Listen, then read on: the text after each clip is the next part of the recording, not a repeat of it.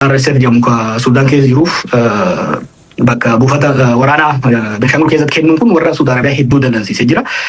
Guddaas waan qabaniif wal dorgommii guddaa keessas waan jiraniif Israa'eel fi Egypt caalaa kan dhiibbaa guddaa godhuu danda'u Itoophiyaa irrattis haa taatu, Somaaliyaa irrattis haa taatu, Eertiraa irrattis leverage guddaa kan qabu, dantaa guddaas kan qabu jara lamaan kana jechuudha. Balaa guddaadha. Balaan kun immoo already mul'ataa jira. Yeroo ammaatti Itoophiyaan hirkattuu United Arab Emirates taatee jirti. United Arab Emirates dhiibbaa guddaadha. To'annaa guddaa funyaan qabdee qoofaa jirti jechuun dandeenya mootummaa Itoophiyaa.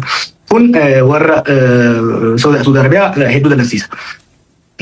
Rakkoo keessa seenee jira mootummaan amma jiru kun maaliif gama diinagdeetiin yoo taate daldala guddaa qabnu warra Saudi Arabiyaa wajjin. Gama securitytiin immoo amma hariiroo guddaa kan qabnu warra Emirates wajjin. Turee bulee lamaan keessaatti filachuuf ni dirqamna. Haga ammaa lamaan haga irra guddaa irra jireessan warra Abu Dhabii takka warra Emirates kanatti hari'an malee warra Suudis sosobachaa qabannee deemuuf yaalamaa ture. Amma garuu wal dura dhaabbannaan isaaniitis ka lafa jalaa bira dabree ifatti walitti bobba'aa waan jiraniif akkuma agartuu himan keessatti waan ta'aa jiru argaa jirta. Odoo hedduun turin Itoophiyaan dhiibbaa guddaa jala gara Suudis irraa dhiibbaa guddaa jala kaseentu natti mul'ata. Kun immoo dirqama yookiin Suudii ofirraa muranii gara Emireetitti galu yookiin immoo Emireet ofirraa muruu dirqisiisee jiru kun rakkoo balaa hamaa qabaatee dhufu. Kaampii kennu waan nama wal falmisiisu natti fakkaatu anis dhuunfaadhaan kan mirkaneeffadheedha. Kaampiin kennamee jira. Wanni amatti ifan ta'in mooraan kun mooraa leenjii qofa ta'amoo daangaa gama Wallaggaa fi Beenishaangul kanaan gara Suudaanitti lolli banama kan jedhu. Kaampii kennu haga tokko obsuu danda'u. Lolli asiin banamnaan garuu balaa hamaadha buusa. Gaafii amma tireetti kaafteef Emireetii funyaan qabdee deemaa jirti kan jedhuuf Emireet waggoota torban kana Itoophiyaa bitattee jirti yoo jenne waan hedduu waggaa natti fakkaatu. Lola Tigraay keessatti shoora guddaadha kan taphatanii.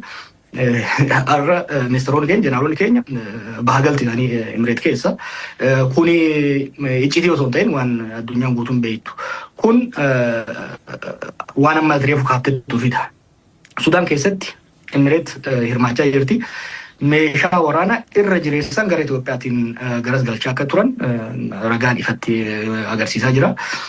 Sambira dabree amma yoo lolli gara Itoophiyaatti irraa Sudaan qabanamu taate Sudaan, Eertiraa, Somaaliyaa, Egypt gara tokko ta'anii gargaarsa guddaa Suudii wajjin ta'uun lolli Sudaan keessa godhamuu fi lolli Itoophiyaa keessa godhamu walitti makamuu danda'a. Akkuma beektu Sudaan keessa waraana Tigraay guddaa jira. Waraana TPLF guddaa jira. Gara Firootorii lamoo kan ta'u jira achi warra humna waraanaa Sudaan wajjin ta'ee warra RSF lolaa jiru. Lolli kun hagammaa daangaa nama tol daangaa cicee malee daangaan hanga tokko tureera.